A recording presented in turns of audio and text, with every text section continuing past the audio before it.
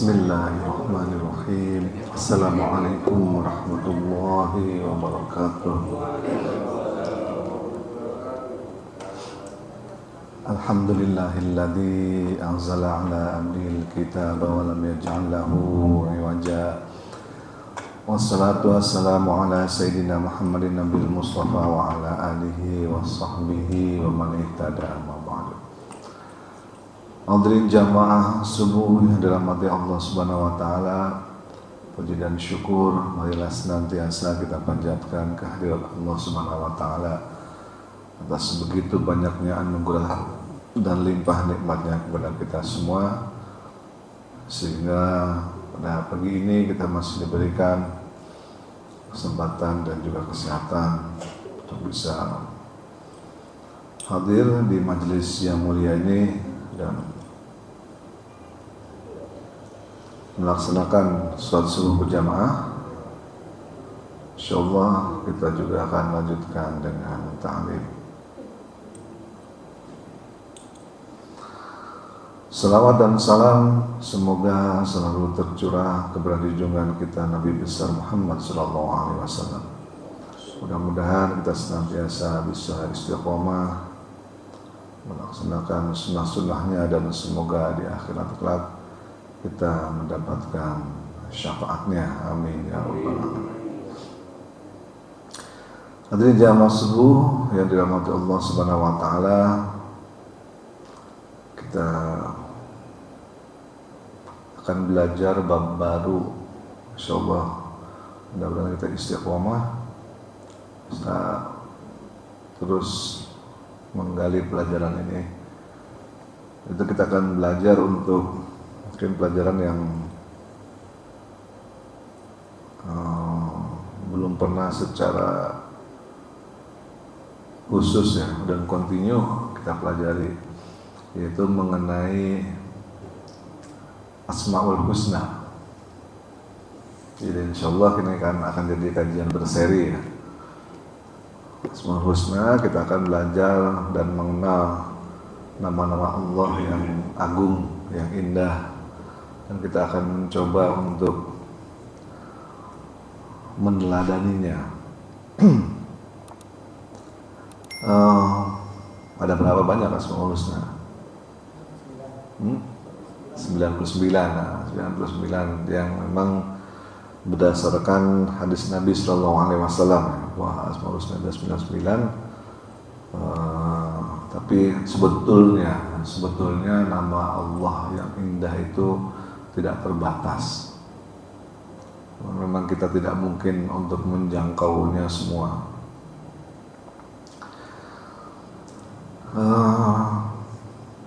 Dalam salah satu ayat yang mungkin sering dibaca ya oleh imam kita di sini,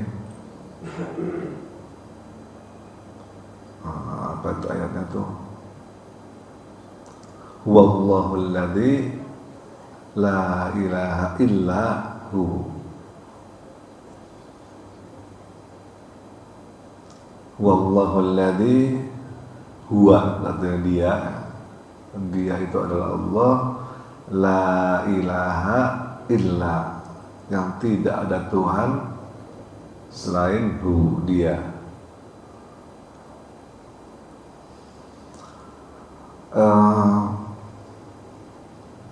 Allah Subhanahu wa taala di dalam ayat ini menyebutkan dirinya menggunakan kata ganti pihak ketiga, menggunakan huwa Allah, dia adalah Allah. Itu sebabnya terkadang kita mendengar ya, ada zikir-zikir tertentu di kalangan kaum sufi ya.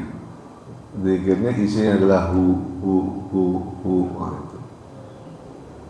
pernah tahu nggak? Ya, karena memang Allah mendeskripsikan atau menyatakan dirinya sendiri sebagai huwa. Wallahu alladzi la ilaha illa hu. Jadi kata huwa itu kalau diwakafkan bacanya apa? Hu, gitu kan? Wallahul ladzi la ilaha illa hu. Jadi huwa itu kalau di waqaf bacanya adalah hu panjang. Itu sebabnya ada tariqat kalau zikir bacanya ya hu. Maksudnya ada Allah itu. Mengembalikan kalimat tersebut mengingatkan mereka kepada Allah Subhanahu wa taala. Kata Allah sendiri merupakan kata yang merupakan nama Allah yang paling banyak disebutkan di dalam Al-Qur'an. Ada yang pernah ngitung ada berapa banyak? 2.500 sekian. Saya juga nggak apa kemarin berapa, lupa. Namanya banyak sekali disebut kata Allah di dalam Al-Quran. Kata pertama Allah yang muncul di dalam Al-Quran itu surat apa? Al-Fatihah ya. Yaitu di kalimat Bismillah. Di kalimat Bismillah itulah pertama kali nama Allah atau kata Allah muncul di dalam Al-Quran. 2851, banyak banget kan, 2851 kata yang paling banyak disebut di dalam Al-Quran. Para ulama mengatakan bahwa kata Allah ini unik. Nggak ada sesuatu yang punya nama yang seperti ini atau semacam ini. Kalau di zaman dulu dalam kitab-kitab yang lalu, kata Allah ini disebut dengan Elohim. Mirip-mirip ya, Elohim. Pernah dengar nggak Elohim? Nah, bahasa Ibrani Elohim. Tapi ada Elohim. Kemudian di dalam dalam Al-Quran disebut dengan Allah.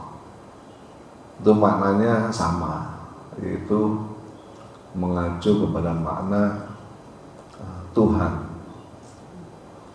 Nah, sebagaimana kita sudah pelajarin di pertemuan yang lalu, makna Tuhan dalam bahasa Indonesia terjemahannya sama ya, Tuhan. Tapi kalau dalam bahasa Arab kadang disebut dengan Allah, kadang disebut dengan Rob.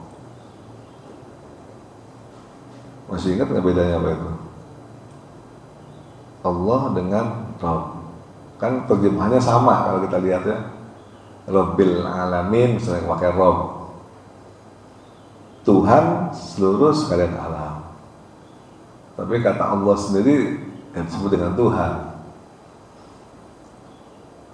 Kita ingat kemarin bedanya Allah itu adalah Tuhan yang layak untuk disembah, sementara Rabb itu adalah sifat dari Tuhan itu sendiri yang menciptakan dan memelihara, mendidik kita, membesarkan kita, ngasih makan sama kita, ngasih rezeki sama kita. Kata Allah sendiri kata yang unik. Para ulama mengatakan Allah itu terdiri atas 4 huruf. Kalau kita lihat di situ, Allah itu alif, kemudian lam dan ha. Ya, ada 4 huruf. Uniknya nih, kalau huruf pertama dihapus, jadinya apa bacanya?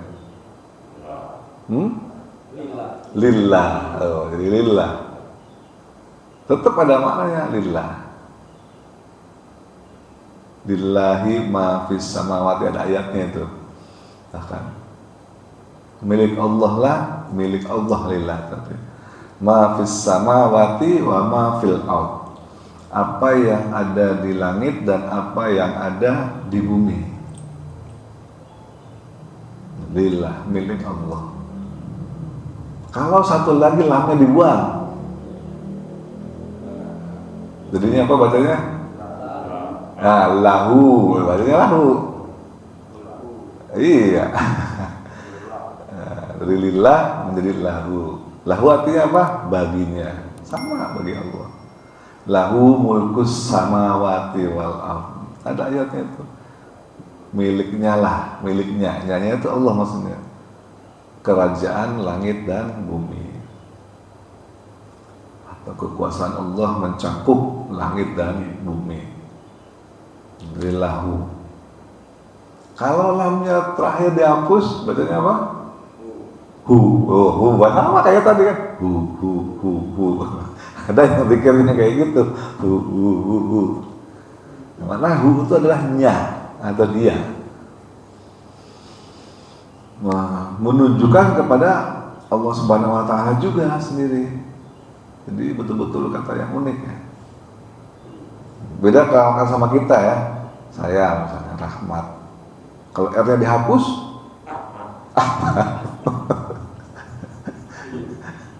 ya kan? Kalau A-nya dihapus lagi, bingung bacanya. Nggak bisa dibaca. Coba Pak Chandra, C-nya dihapus, ada. Oh, ada, masih ada namanya ya. Gitu. Jadi begitu unik kalimat Allah ini sehingga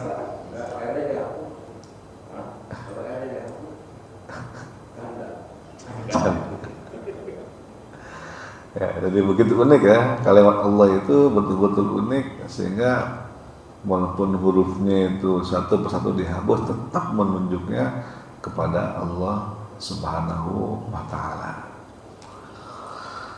Baik jamaah sekalian dalam hati Allah Subhanahu wa taala,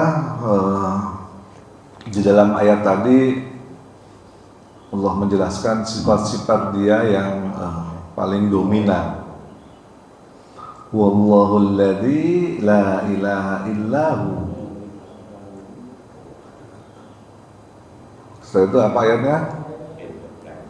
Al-Malikul Qudusus Salamul Mu'minul Muhaiminul Azizul Jabbarul Mutakabbir.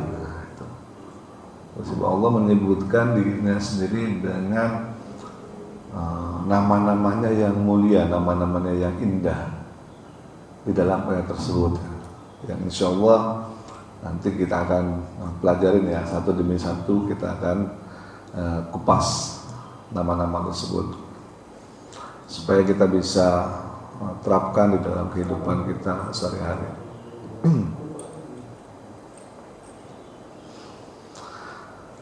Baik, kita coba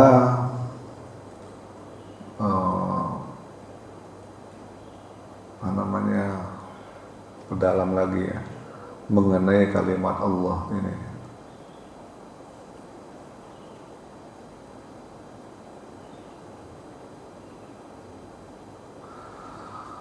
Kalimat Allah ini yang paling penting,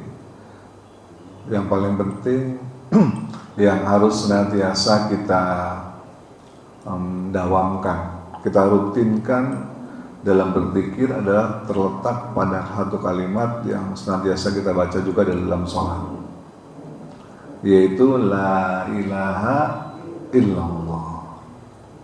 Itu kalimat yang paling penting yang senantiasa kita harus zikirkan di dalam hati. Supaya apa? Supaya kita punya harapan di saat nanti sakaratul maut kita bisa mengucapkan la ilaha illallah. Karena Nabi sallallahu alaihi wasallam bersabda, "Man qara'a la ilaha illallah," berarti siapa membaca la ilaha illallah di akhir ya, dakhalal jannah, dijamin pas masuk surga. Betapa pentingnya ini kalimat Allah. Ada barang siapa yang ucapan terakhirnya pada saat dia sakaratul maut mau meninggal adalah la ilaha illallah, dijamin masuk surga. Masalahnya adalah apakah kalimat ini seringkali kita baca, seringkali menjadi zikir sehari-hari, Manakala kita bengong, nganggur, daripada bengong, mendingan zikir. Nah, gitu. Baca HP sambil ketiduran ya. Mendingan zikir sambil ketiduran. Karena kalau sudah terbiasa sesuatu yang kita baca, udah wiskulino, kalau kata Pak D, wiskulino. Udah terbiasa, itu rutin. Ya kan? Sampai-sampai ke saat kita kesandung dan mau jatuh, ya kalimat yang aku ucap ya itu, karena udah terbiasa. Alhamdulillah tuh, kaget misalnya gitu. Jadi memang itulah kebiasaan yang muncul. Beda kalau orang yang kalimat yang sering diucapkan itu adalah apa gitu misalnya. Latah, kaget gitu. Nah itu kelihatan kalimat apa yang muncul, yang seringkali diucapkan, seringkali difikirkan, seringkali didawamkan di dalam zikir, diingat saat orang itu kaget. Itulah kalimat yang sering dipikirannya dia, maka itu muncul otomatis. La ilaha illallah tuh, karena terbiasa, spontanitasnya seperti itu. Begitupun begitu malaikat pencabut nyawa datang, la ilaha illallah, langsung itu keluar. Kalau itu nggak berani itu malaikat gitu. Nah, tapi ya kalau yang keluar biasanya anjrit gitu kan, atau apa gitu yang lain, kesandung, buset misalnya gitu, bujuk gitu, bujuk buneng gitu kan. Apalagi ada lagi tuh yang macam-macam dah pokoknya. Yang latah-latah itu kan, karena memang udah terbiasa kalimat yang keluar seperti itu, sehingga kalimat-kalimat yang thayyibah, kalimat-kalimat baik, kalimat yang zikir kepada Allah tidak keluar dari mulutnya. Makanya mari bersama-sama kita dawamkan kan untuk berzikir, terutama menyebut nama Allah, apapun nama Allah, enggak usah la ilaha illallah juga boleh, astagfirullah boleh, ada nama Allahnya, subhanallah boleh, alhamdulillah boleh, semua ada nama Allahnya, supaya pada saat kita tes diri kita aja, pada saat kita kaget, entah itu kesandung terus jatuh, entah itu disenggol orang, entah itu apa, kita perhatikan diri kita sendiri. Kalimat apa yang muncul dari mulut kita?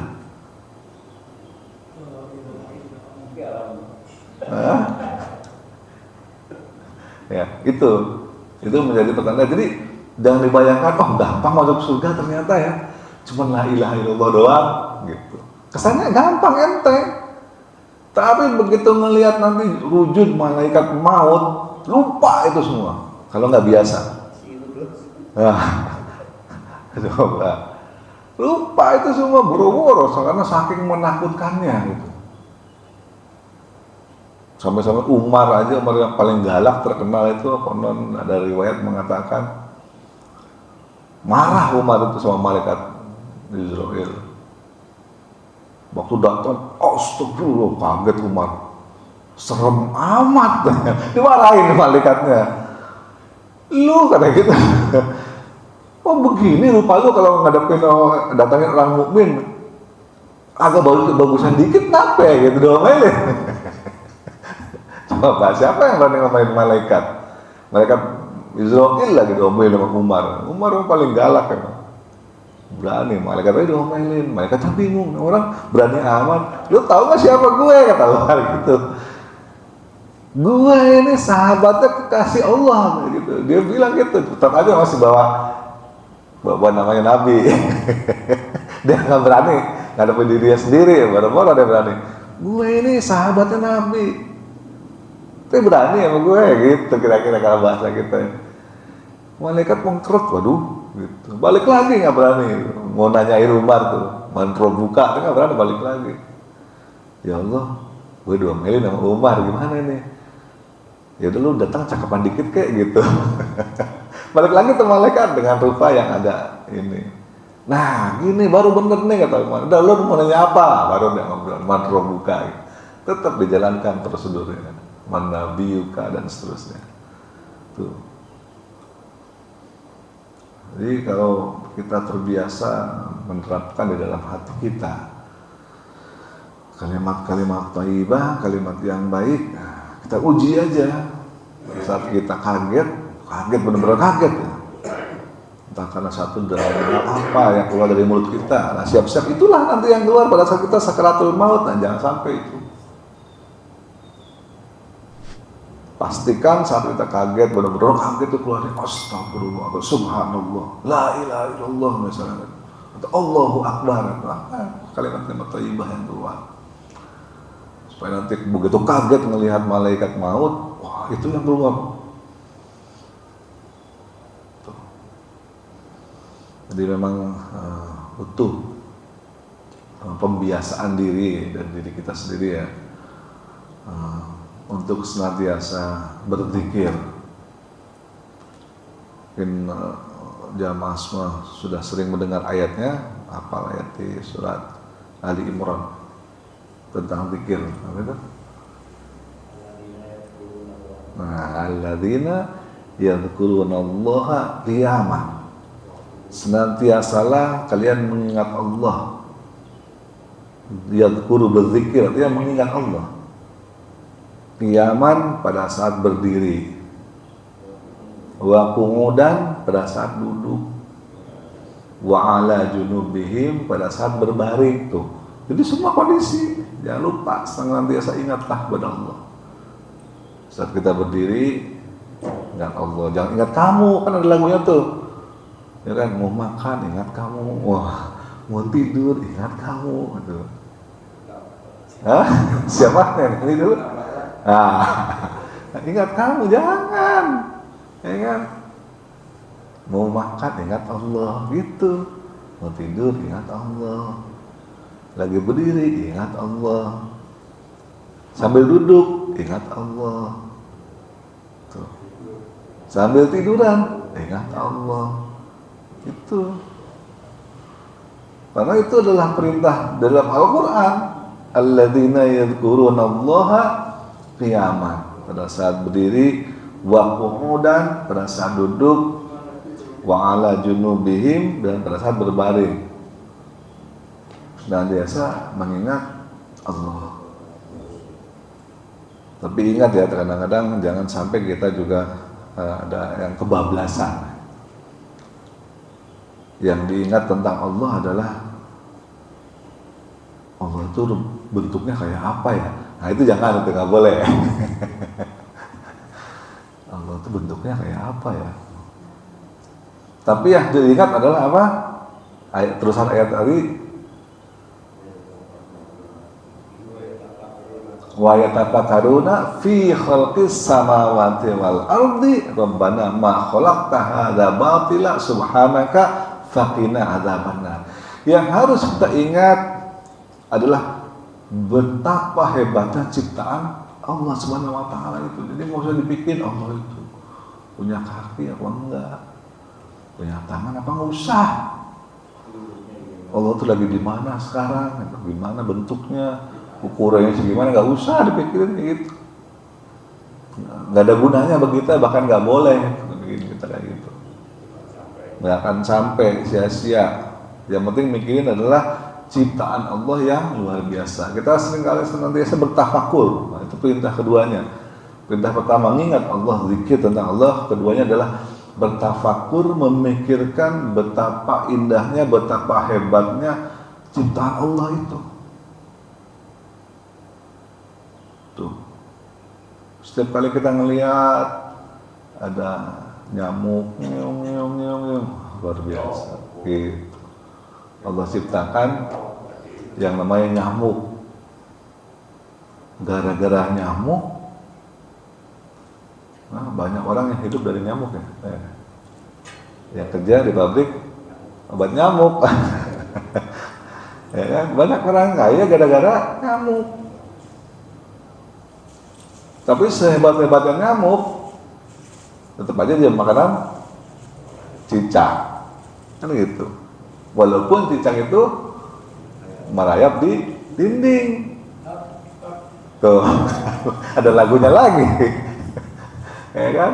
Cicak di dinding, diam-diam merayap. Datang seekor, jadi nyamuknya datang ke dia, datang seekor nyamuk, rezeki datengin. Gitu. Jadi sehebat-hebatnya nyamuk tetap aja makan sama cicak yang merayap di dinding, kan aneh. Ada cicak yang merayap di dinding tapi makanannya kok terbang gitu. Jadi kita pikirkan hal-hal seperti itu luar biasa, sehingga hati kita senantiasa bersyukur. Ternyata Allah itu menciptakan segala sesuatu itu ma khalaqta hadza batila. Tidak ada yang sia-sia sedikit pun, nggak ada. Semua itu ada manfaatnya. Semua itu ada fungsinya. Ada nggak Allah ciptakan sesuatu yang nggak ada manfaatnya? Nah, nggak ada.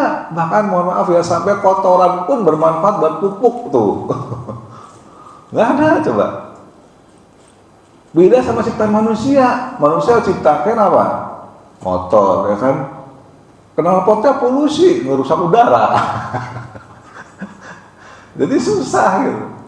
Kalau Allah nggak ada, ciptakan apapun itu walaupun mungkin kelihatannya yang menjijikan, tetap ada manfaatnya. Ada gunung meletus, ada manfaatnya nggak? Ada.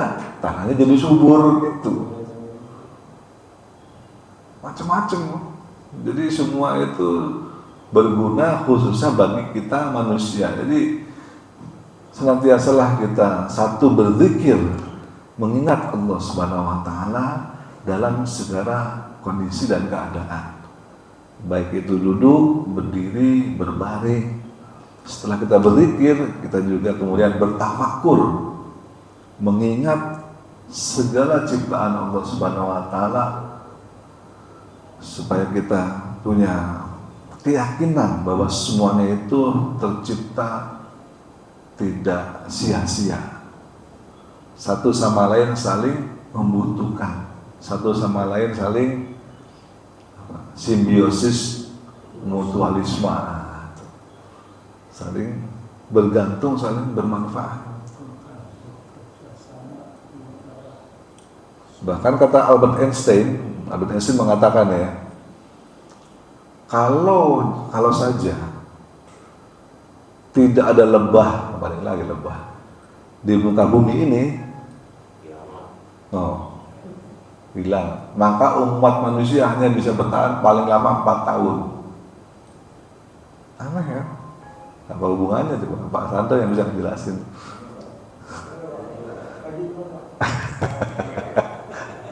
Ya kan? Apa hubungannya coba? Karena kalau kita nggak pernah memikirkan hal seperti itu, kita nggak bisa mengetahui hal bahwa lebah itu adalah makhluk yang ternyata sangat penting bagi kehidupan manusia. Nggak bisa. Kalau kita nggak pernah mikirin itu. Gitu. Kalau kita hanya melihat lebah nih, ya sehari-hari lebah ya udah gitu doang. Ya udah. Jadi yang mesti kita pikirin manfaatnya apa, kenapa Allah ciptakan ini, dan seterusnya. Dan ternyata kalau lebah hilang kok bisa, kata Einstein, karena dia meneliti, gitu, memahami. Ya bedanya dia percaya sama Tuhan, gitu. Nggak percaya Tuhan. Kalau kita kan percaya bahwa segala sesuatu sudah terciptakan. Ada sebab dan akibat, ada siklus di situ yang memang saling berhubungan satu dengan yang lainnya. Baik jamaah subuh yang dirahmati Allah Subhanahu wa taala, mungkin itu aja kali ya.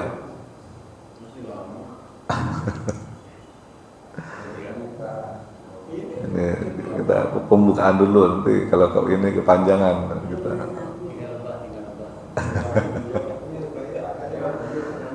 Ya, ada pertanyaan, silahkan.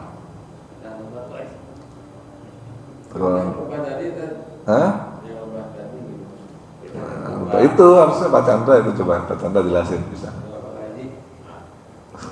Ya kan lebah itu kan serangga, disebut salah satu serangga yang berguna dari ilmu antropologi itu. Lebah itu salah satunya berguna untuk proses penyembuhan karena kalau tidak ada penyembuhan tidak akan terjadi biji, kalau tidak ada biji berarti tidak terjadi pembuahan. Jadi semuanya itu dilakukan oleh serangga. Sedangkan salah satu lebah itu serangga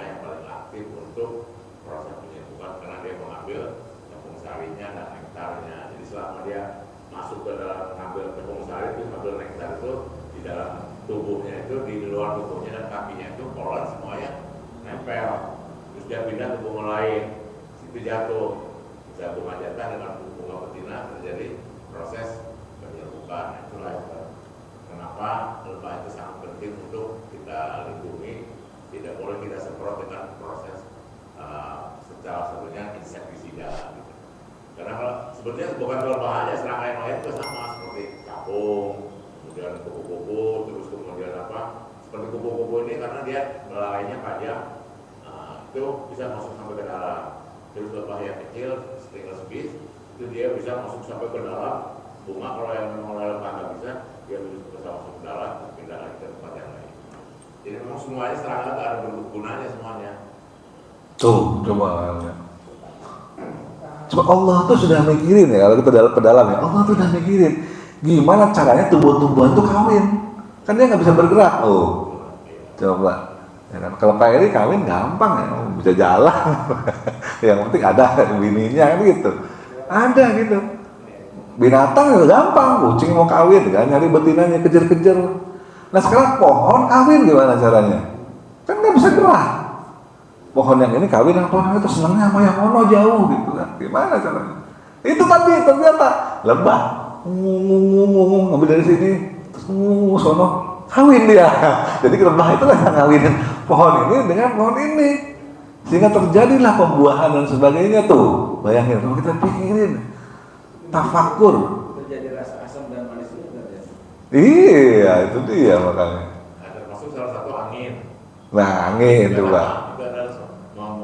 Kalau kita lihat hanya angin biasa aja. Ada angin polon-polon yang ringan itu ada tanaman yang polonnya basah, ada yang ringan. Kalau yang basah itu disebut oleh serangga. Dan kalau yang ringan itu biasanya bisa oleh angin.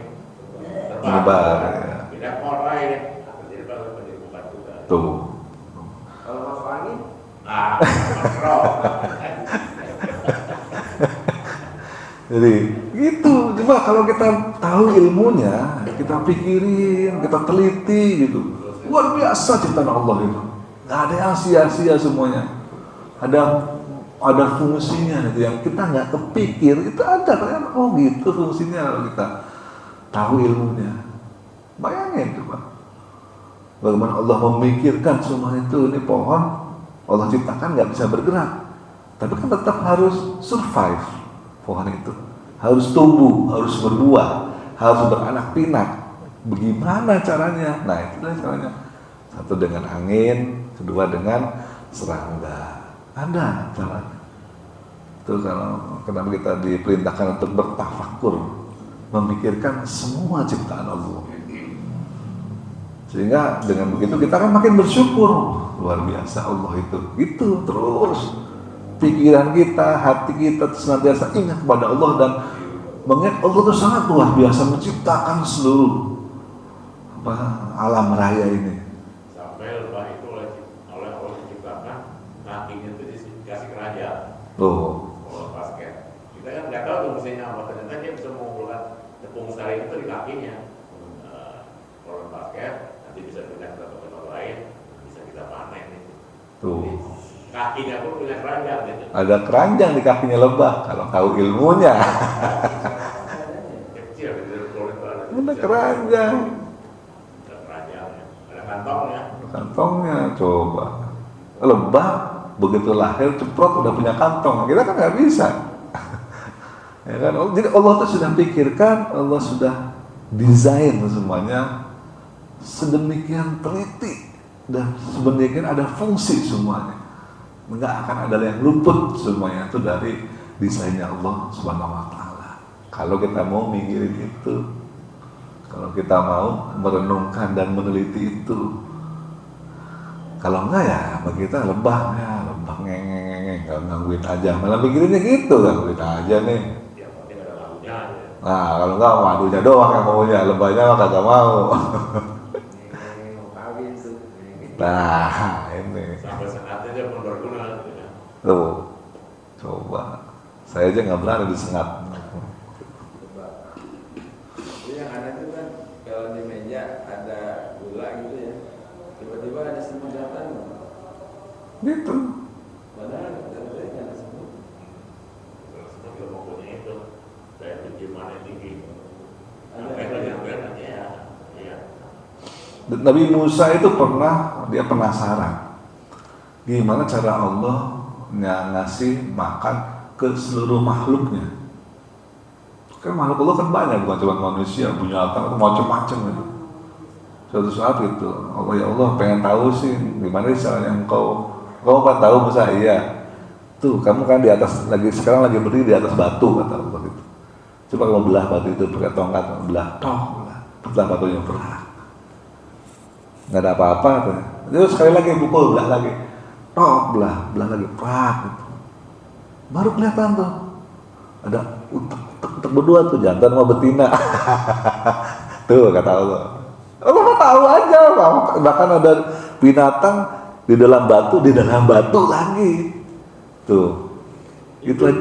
Tahu hidup, lagi senang-senang, enjoy berdua, kawin, makan makanannya ada di situ. Kata Musa, subhanallah, gimana mikirinnya tuh kan?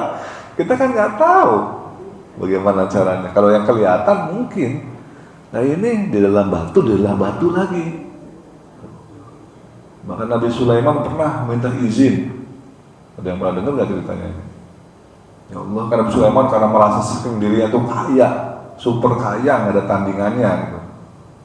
Jagat raya bumi ini nggak ada yang lebih kaya dari Nabi Sulaiman tuh, nggak ada. Jadi saking kayanya pernah Nabi Sulaiman minta izin, ya Allah, pengen tahu gimana sih rasanya sekali aja, sehari aja. Aku yang akan ngasih makan deh kepada seluruh makhlukmu. Itu Nabi Sulaiman, bayangin. Karena dia kan bisa bahasa binatang, bisa bahasa jin dan sebagainya. Jadi bisa komunikasi dengan semua. Sekali aja ya Allah, aku pengen ngerasain ngasih rezeki deh, ngasih makan sama semua makhlukmu, bukan cuma manusia semua. Yakin gitu Allah. Iya. Ya udah, silakan. Ya udah Allah. Santai dulu tuh sehari. Wah, Sulaiman sibuk dengan pasukannya ngumpulin berbagai macam makanan. Makanan ikan, makanan ular, makanan gajah, makanan macan, makanan semut. Semua dikumpulin di dalam satu lapangan yang sangat luas. Pokoknya kata Nabi Sulaiman, hari ini aku yang ngasih makan kalian. Aku udah minta izin sama Allah gitu, pengen tahu. Kumpul semua. Binatang-binatang pada kumpul tuh semua, siap-siap makan. Maka Nabi Sulaiman, giliran antri, nah gitu. Yang di laut dulu tuh, yang paling gede, ikan apa? Ikan paus, ikan nun, yang dulu makan Nabi siapa namanya? Yunus, ya kan? Begitu ikan nun dari laut muncul ke permukaan, itu makanan selabangan, habis sama dia sekali makan. Yang lain kagak kebagian. Nabi Sulaiman gara-gara kepala bingung, bagaimana ini? Baru satu aja ikan ini udah ngabisin, yang lain kagak kebagian. Bingung dia. Ya Allah, gimana? Aku nggak sanggup ternyata ngasih makan sama seluruh makhluk. Baru atu itu ya di laut itu udah ngabisin semua jatah orang. Begitu habis semua dia. Udah nyerah ini. Oh, kamu nyerah ya? Udah saya serahkan. Ternyata ngasih makan itu susah gitu. Padahal segitu kayanya, segitu luar biasanya, bisa memberi makanan yang banyak, nggak bisa. Jadi Allah luar biasa. Kembali lagi.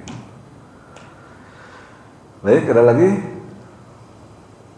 Ya, kalau nggak ada, udah cukup kali ya. Ini introduction, nanti kita akan kupas satu demi satu, insya Allah ya. Sifat-sifat Allah yang luar biasa untuk menjadi, insya Allah tiap Kamis. Kalau saya bangunnya nggak kesiangan. Baik, terima kasih atas perhatiannya. Mohon maaf jika ada kesalahan. Kita tutup dengan membaca kafaratul majlis. Subhanakallahumma wa bihamdika asyhadu an la ilaha illa anta astaghfiruka wa atubu ilaik. Billahi taufiq wal hidayah. Assalamualaikum warahmatullahi wabarakatuh.